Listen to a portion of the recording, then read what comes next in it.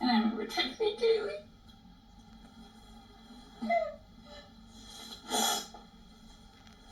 And seeing if she was okay.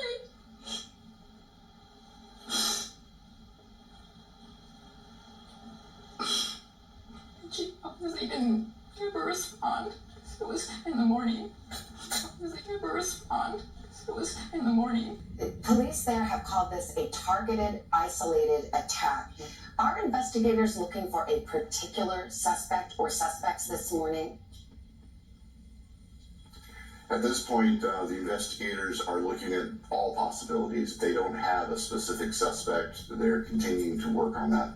Do you believe that whomever did this is still at large? Yes, we have no one in custody, and the police have been unable to identify who's responsible for these homicides. Is it possible there's more than one suspect? It certainly is possible. That's the purpose of the investigation. That's why we're really hoping for any information from the public that can help the investigators recreate everyone's activities Saturday night and early Sunday morning. And hopefully we give them the leads, the information to identify who did this. There's so many things about this case that are so hard to put together. Veteran police officers who arrived at the scene said it was one of the most horrific and gruesome scenes that they had ever seen. Yet somehow there were two roommates who were in the house who apparently didn't hear anything. What are the red flags you have there, and are those roommates considered persons of interest?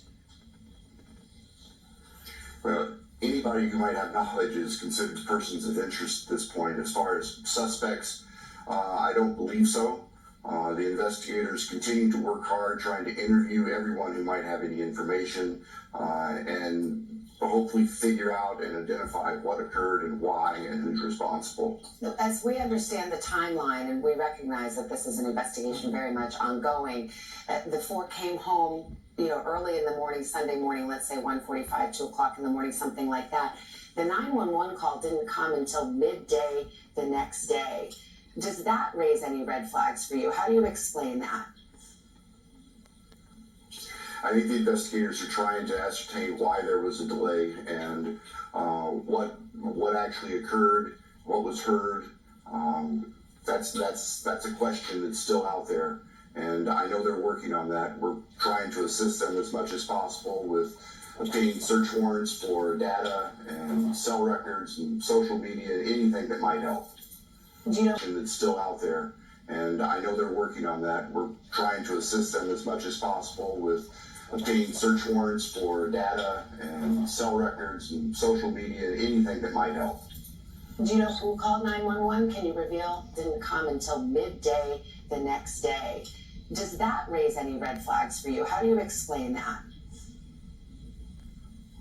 I think the investigators are trying to ascertain why there was a delay and what actually occurred, what was heard. That's a question that's still out there.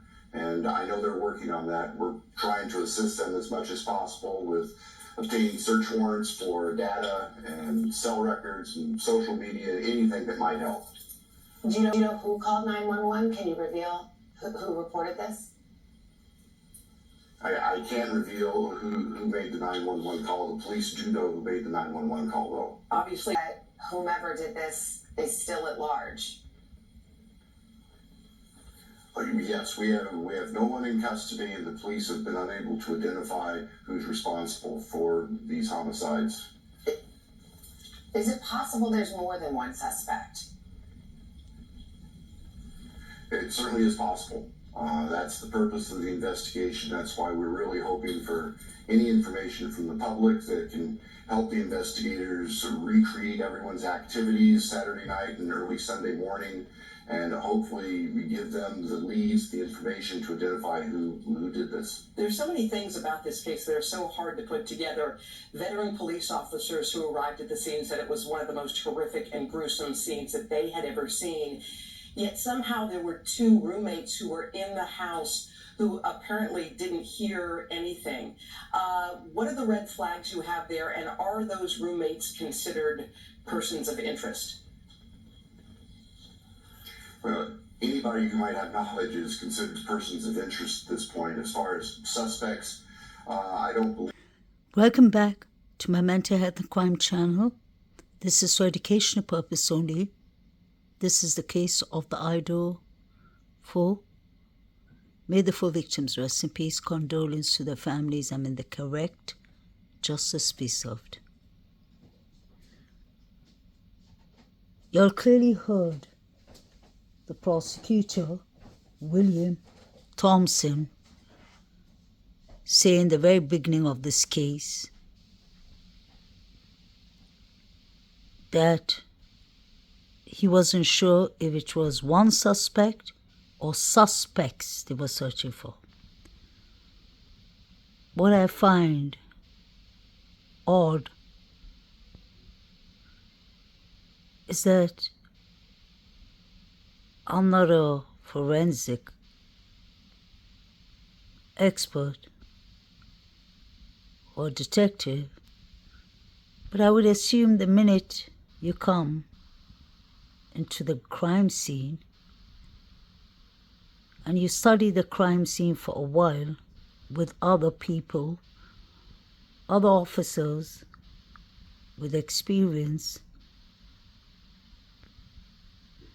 and experts like you would have understood if you were looking for more than one suspect.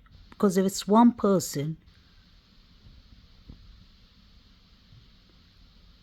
you would have known.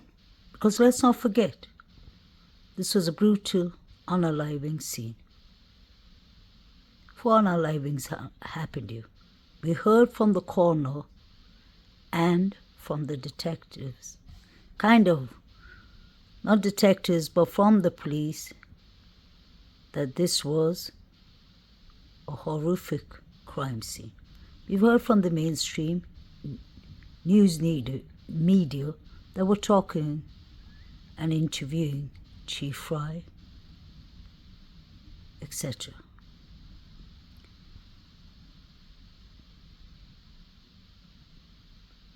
So how come they did not know if they're looking for a suspect or suspects?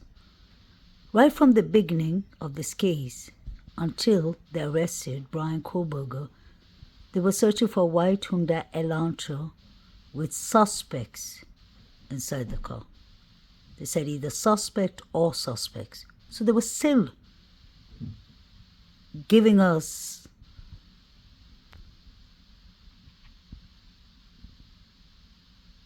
that idea that it could have been more than one person who did these horrific crimes.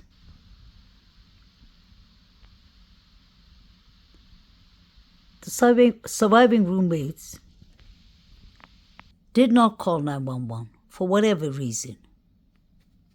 For 8 or 9 hours, it depends what timeline you look at it from. If you go according to the 3 a.m. to 4 a.m. timeline, then we're looking at 9 hours. If you go from the 4:25 up to 11:58, then we're looking at 8 hours. Still doesn't make sense. 8 hours. Wasn't it leaked out from the jury that the roommates were texting each other?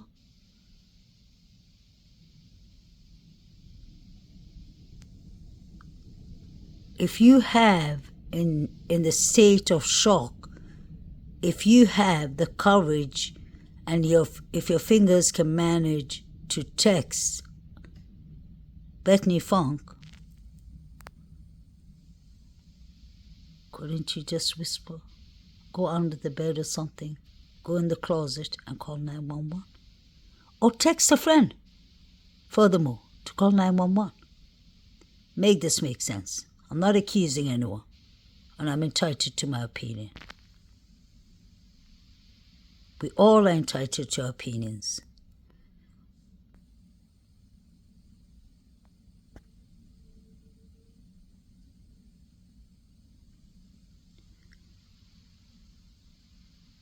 what I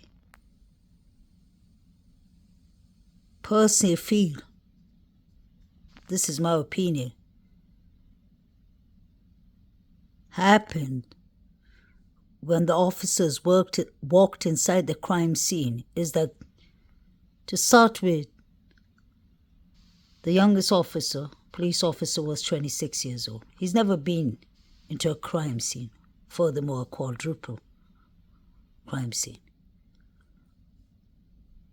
I'm sure they were shocked, plus the fact there were people roaming in and out of the crime scene. Now picture that.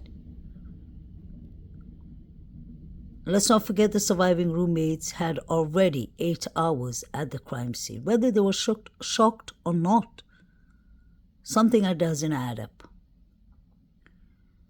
And I always take into consideration that the surviving roommates and John Rogers, Jack Showalter, aka Hoodie Guy, have all gone to the same high school in Idaho, Boise. And we've seen pictures of Bethany Funk sitting on John Roger Showalter's lap in a camping site. So what I'm talking about is not speculations. It's the facts. You can go to True Crime Design. I believe his earlier clip, she spoke about it. And she showed us that these 3 students have not only gone to Idaho Moscow University together, but they've gone to Idaho, Boise.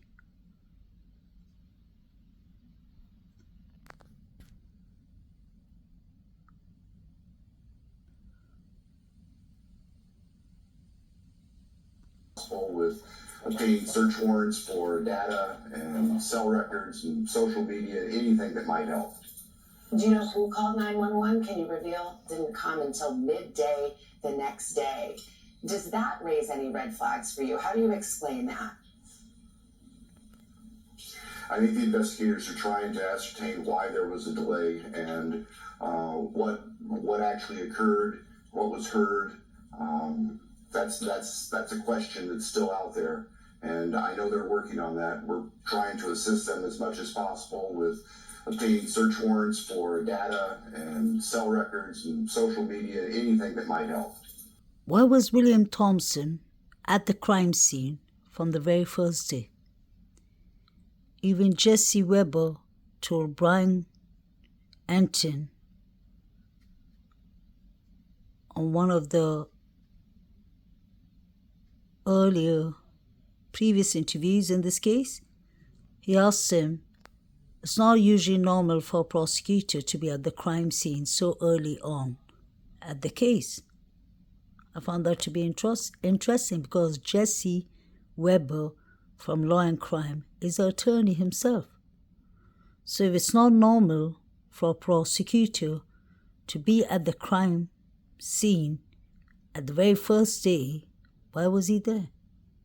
Is it because Chief Fry wasn't available? Chief Fry did not come to the crime scene till after 5 in the evening. And my other question still remains, why wasn't the FBI called until the 17th of November? Wasn't this, shouldn't have this been an immediate awareness to the Federal Bureau of Investigation, because the person could have crossed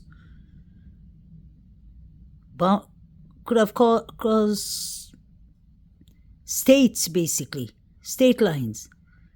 And this is a quadruple we're talking about. So this does not make sense at all. Did they think they had it in control? Or did they know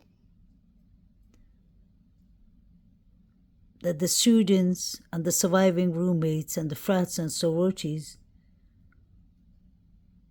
stories were not making sense, allegedly? It's past 2 years and 2 months. I'm not just accusing anyone. I'm just pointing out what I see at the grub truck, Banfield, everything. And I'm trying to put these puzzles together for my own sake. I'm not a detective. I just want the correct justice for these students. I'm not harming this case by showing you all what I see. They're watching it on the mobile devices, like Jovita and Said, not me. I'm just using my eyes. I'm using my ears, my active listening.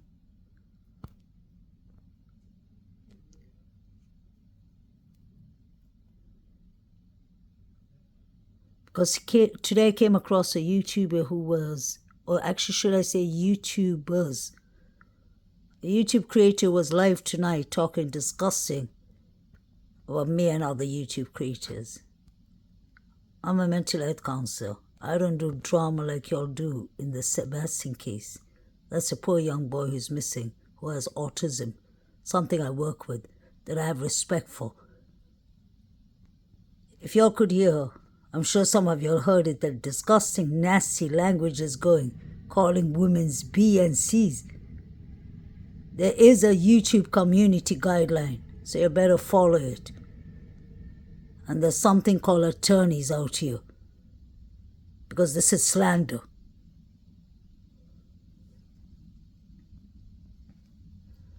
As for the couple, they're watching him here and actually intervene.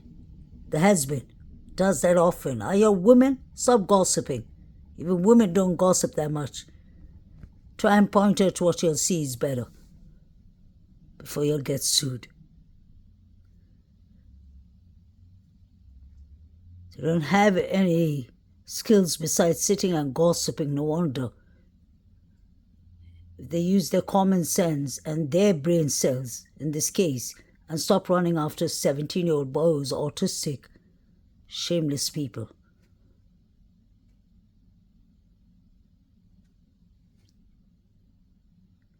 You know exactly which YouTube creator I'm talking about. She and her husband are just there. She acts like she's background music. Do not slander my name. Do not talk about people's disabilities or people's weight or whatsoever. What kind of shameless people are they? Nasty people. No wonder people like y'all need therapy, and I can't help y'all. That's no slander, because I'll end up taking action against y'all. They haven't left anyone out. And I don't want to name YouTube creators they have been slandering all day. That is illegal on YouTube. And YouTube knows that.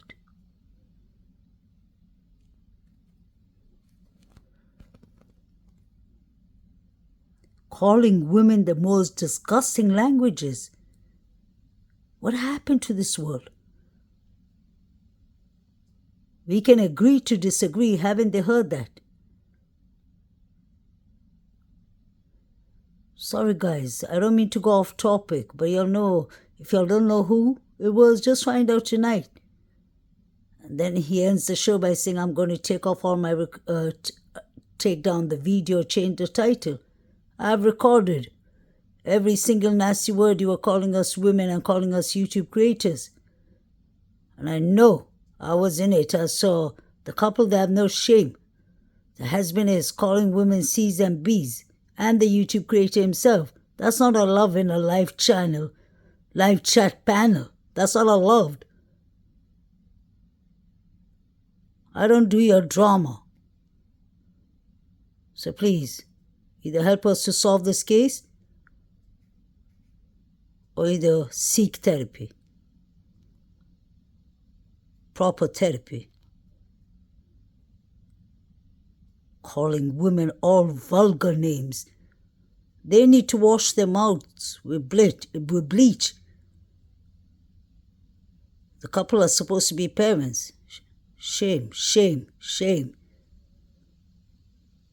Just because you didn't mention my name, you mentioned my content, my topic, everything. I'm not slandering any parents of the Idaho 4 victims. I'm just pointing out what I see. I could be right or I could be wrong. And there are many people agreeing with me. It doesn't mean that they don't have brain cells.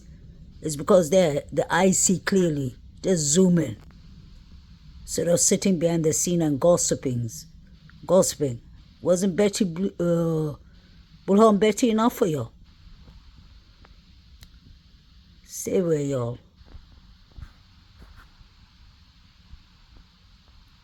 Because there are rules and community lines you're supposed to follow on YouTube. I've been here for 4 years. I don't go around slandering YouTube creators' name or any creator. Everyone is entitled to what they believe.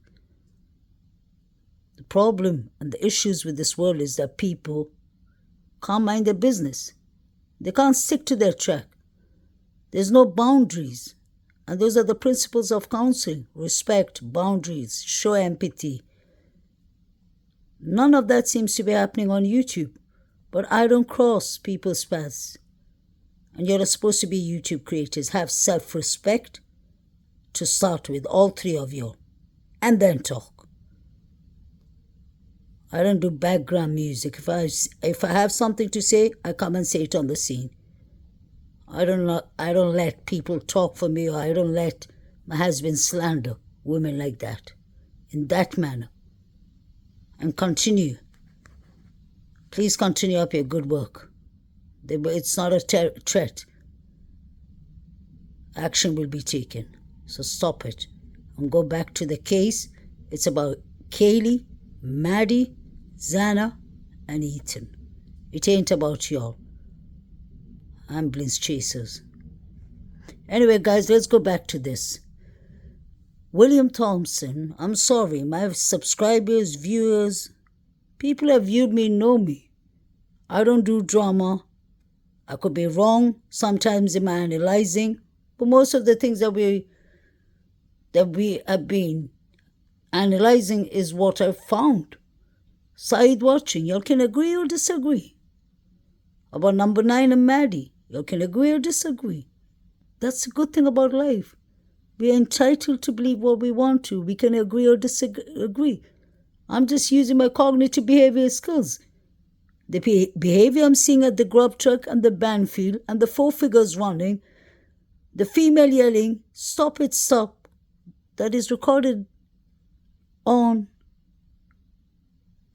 the undercover cops, is body cam. That's a body cam. I couldn't have made that up. Stop it, stop. And that was at 2:52 a.m. So I don't understand. You can see clearly that those boys are carrying something in their pockets. I'm not talking about one. Sort of gossiping, they should these other YouTube creators, insulting. Guys, I don't know if you saw it. It was just so nasty. It was mostly female YouTube creators using the C-B word, calling cripple and such words. Everything against YouTube. And I hope YouTube hears this video of mine. If they ask me, I will tell them. And they know exactly what lives are going on. Certain things shouldn't be allowed. Because human beings are supposed to be decent and respectful to each other. We are not here to slander each other.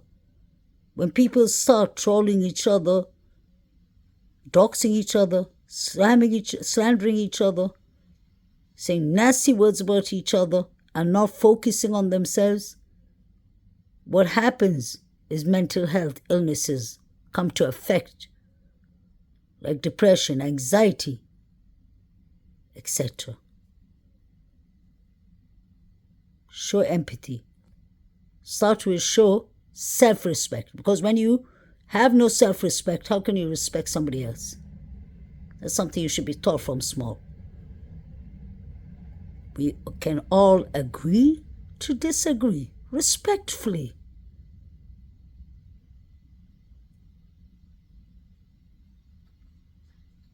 My subscribers and viewers, I ain't talking to y'all. And I ain't talking to my other YouTube creators.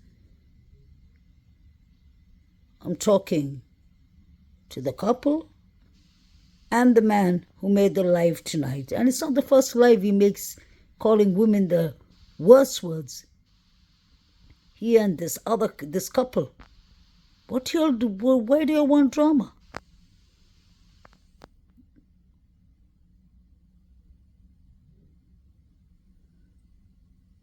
Saying that we don't have brain cells? Because we want to analyze and talk about what we see? Who are they to take our rights from us? Nobody should do that. That is the first thing we tell people in therapy. You should feel and believe what you want to feel and believe. Don't do what the norm expects you to do and what society accepts you to do or how society accepts you to feel. That is wrong. That is wrong. We need to show empathy. We need to have class. Something definitely those three don't have. Carry yourself with some dignity. And I ain't accusing these young men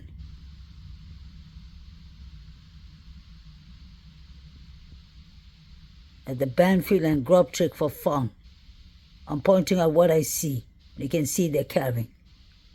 I've always said, these people come later in the case and then try to slander people and trash people. I am here for the 4 victims as justice and for Brian Christopher Kohlberger, if he's not guilty. I'm not here to entertain drama. You'll have destroyed the Sebastian Rogers case, trying to make yourselves relevant instead of the young autistic boy who's missing. Shame. When people lack self-confidence, they come and attack others. This is why people end up coming to counseling and using so much of their hard-earned money. Because people are trying to bully people on the internet, on social media. That's not allowed. They're rules. Obey the rules. Unless you need therapy. So guys, it's not about y'all. It's about the live stream that was going on today, trashing all the YouTube creators, most of them. And classic enough, at least 3 or 4 of the women they were trashing, well, actually 3 or 4 of the people they were trashing were women. What a misogynist thing to do. Yeah, I forgot Trump is back actually. Sorry guys. It's just too much going on in this world. But don't ever let someone take the power from you.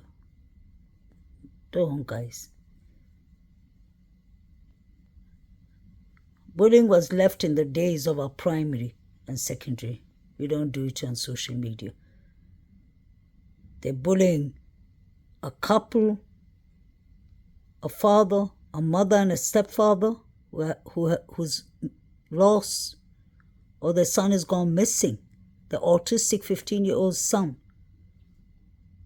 Then we have Bullhorn Betty and y'all know the other creator fighting and arguing. They made it more about themselves than Sebastian Rogers. The whole night they were laughing at many big creators that I can't even say names. Because I'm not a fire starter. But they were willing to put themselves out there on YouTube, and it just shows that y'all are pathetic. Y'all don't have much going on for yourselves to be picking on so many women, so many creators. Let people live. They all are here for the same purpose. Most of us on social media believe that there's something not right in this case with Kohlberger. That they're putting Brian Kohlberger in this case, but it still doesn't make sense. There's no motives, no targets. Besides the touch DNA, nothing else. Allegedly, there was a white Hyundai Elantra seen that night, 2017 model. And many people, this has been going on from the beginning, are saying it's Hannah Clee's brother. Apparently not a brother who grew up with her, but another brother, her half-brother. And you all know that. We used to ignore most of the things in the beginning of this case. But then yet again, we see so many things at the grub truck that you can literally point out that people are either caring or up to no good. And when we point it out, we are called C's and B's. This world doesn't have any tolerance for criticizing and cussing out women, no matter what color we are. And out of the three talking on the panel, or not even on the panel, but the husband talking and his wife sitting behind him who's a YouTube creator who loves drama, don't do that. Don't step on me. I don't do that. The time I have, you guys, you'll see. It's like when I had time a year, 2 years ago, and I was off for at least a couple of months, a good 7 months, and I was having back issues, I had time in the beginning of this case to do a lot. But you'll have noticed the last couple of months, I could barely make a clip once in 2 weeks or once a week. But when I catch something, I'm going to expose this when I get time, which I've been doing. So I don't think anyone has the right to tell me how to run my channel or what to say, except YouTube. Besides God, YouTube. There are managers, not y'all, with your big gobs, in those panels of y'all.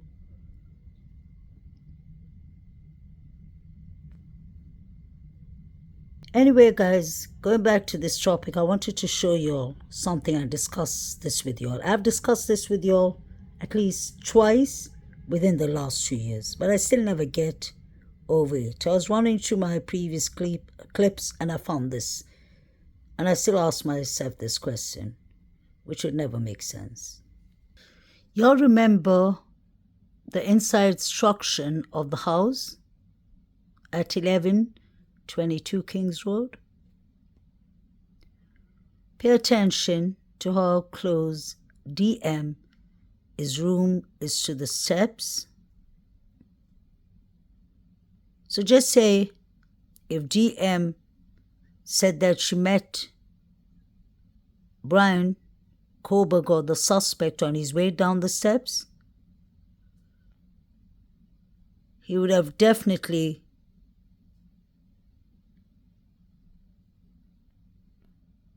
have made noise to start with. Coming down the steps, it was a creaky house. Number two, he would have noticed if the door was open, because the house wasn't completely dark. They had Christmas lights on in the living room. They had the Good Vibes sign light on. So there was a bit light.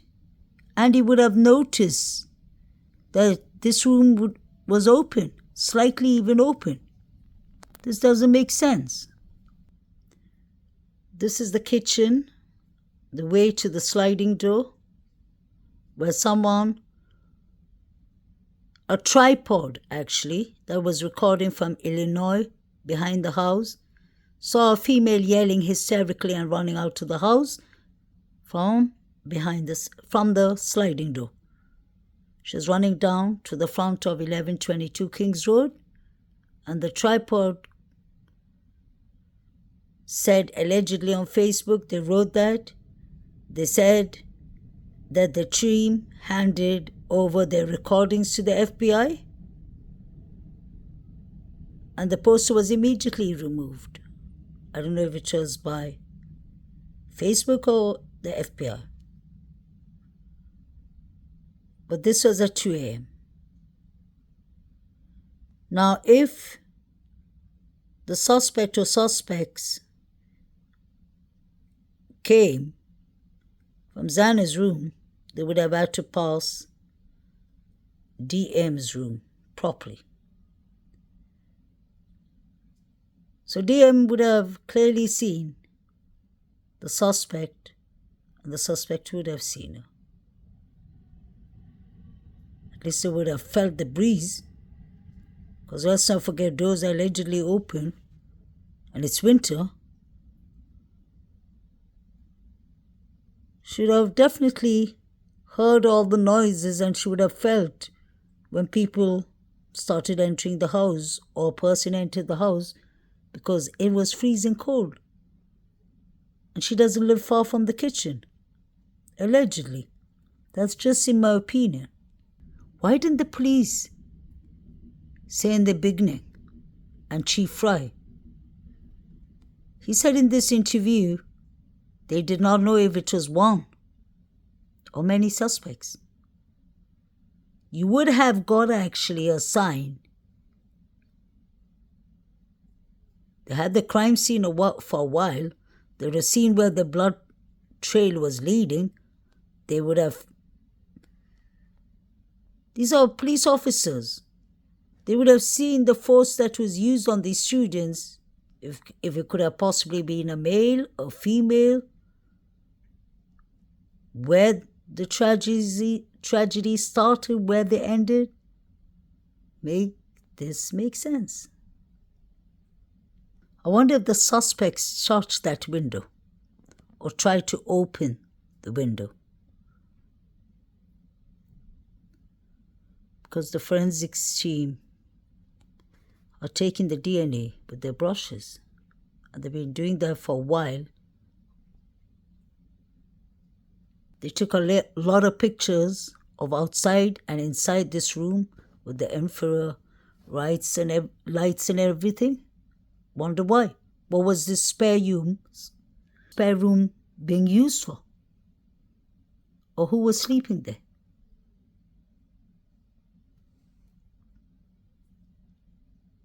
I personally believe a fight took place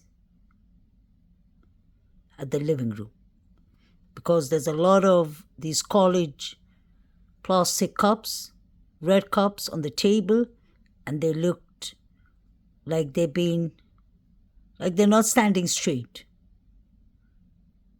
that they're falling on the table. And there's a big bowl for crisps or cakes or popcorn or something like that.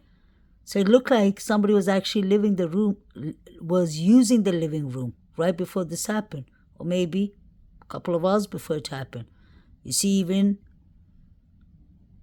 alcoholic beverage, a glass of some beer on the table, and then you have the 5 fingerprints, one of the unidentified male DNAs on the grub truck. Sorry, not grub truck, on the Good Vibes picture. The reason I mentioned the grub truck is I was about to say something about the grub truck. If you pay attention to the grub truck, when I was showing you all the people that looked like they were carrying, allegedly, and you pay attention to the timelines from the minute Kaylee and Maddie walk into the grub truck. Where I'm going with this is it has to do about the timelines. From the minute Maddie and Kaylee walk in, I believe is 1:44, and they come home at 1:56.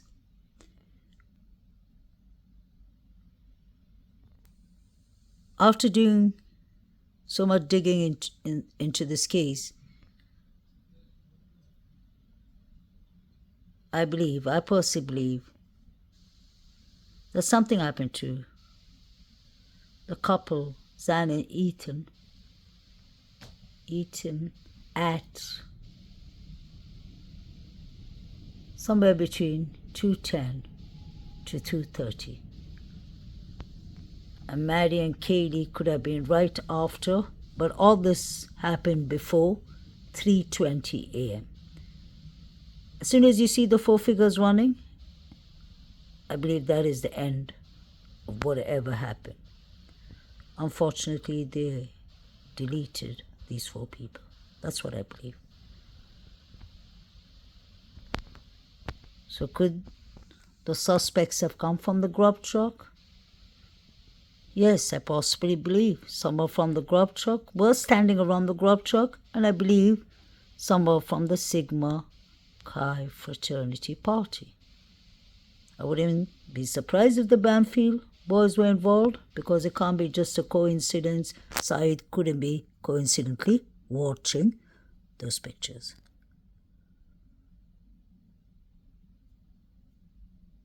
This is all my opinion. Let me know what y'all think, and I'll end on this note. By having a thought process is really important. We're entitled to what we believe. But critical thinking is important. Not everything is written in a piece of paper and an affidavit. I don't have to believe everything as the gospel. Many things do not make sense. And I really believe something smells rotten in the state of Denmark. It smells all the way to Idaho, Moscow. I personally believe this is an inside job. The surviving roommates know more than they're saying. I'm not saying they were the suspects who did it, but I'm saying I wouldn't be surprised if they were working with the suspects. I just don't believe somebody left the sliding door on purpose. Left it open on purpose. No, sorry. I don't believe